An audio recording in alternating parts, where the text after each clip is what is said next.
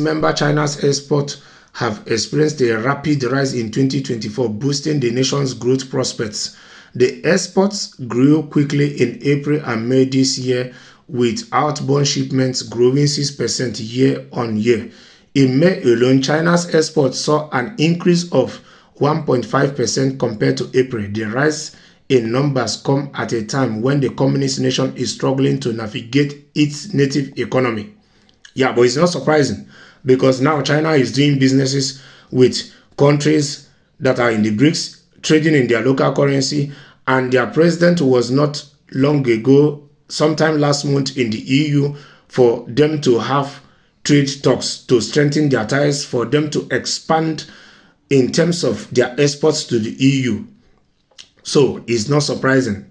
China has the human capital. China has the human resources. China has the natural resources. So China is overwhelmingly blessed. Even because of the cheap labor in China, you see that some of the countries in the EU here are moving their businesses to China, where they can get cheap labor. That is the fact. The latest data shows that BRICS member China is managing to uplift its $18.6 trillion economy to a varying speeds. Its first quarter performance was beyond expectations, growing 5.3% year-on-year after change in policy measures. The latest development indicates that demand for Chinese exports is improving with a steady rise in overall consumption. However, its growth could face challenges as both the US and Europe are threatening China with export tariffs.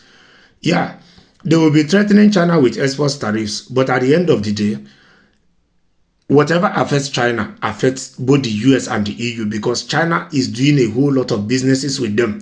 China is producing a whole lot of products for the EU and America. So they should just reconsider these tariffs and make sure that it's moderate and they are not being too harsh, because otherwise China will decide to look for other markets, break new grounds. Yes, and you know what that means. So business is give and take. So the EU and America, when imposing these export tariffs, should make sure that it is moderate. This puts the BRICS country in a spot as tariffs could curtail its growth, leading to a slump in exports. In addition, the real estate crisis is its biggest stumbling block after the fallout of its biggest developer, Evergrande. However, an analyst explained that tariffs from the US and Europe will cause no harm to BRICS members China's exports. That is good.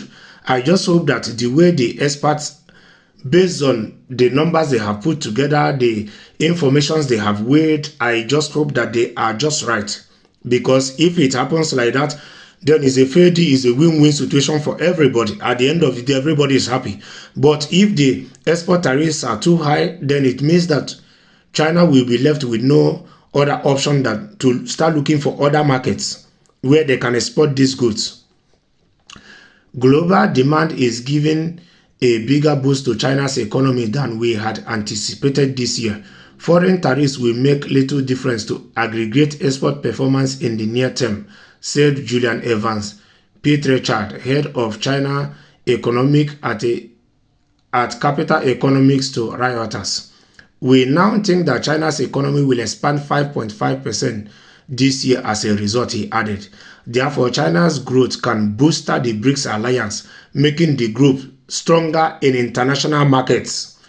So you see, even China's exports with the EU and America, when it's expanding, it has a way of impacting the other countries that belongs or that are part and parcel of the BRICS and making them stronger.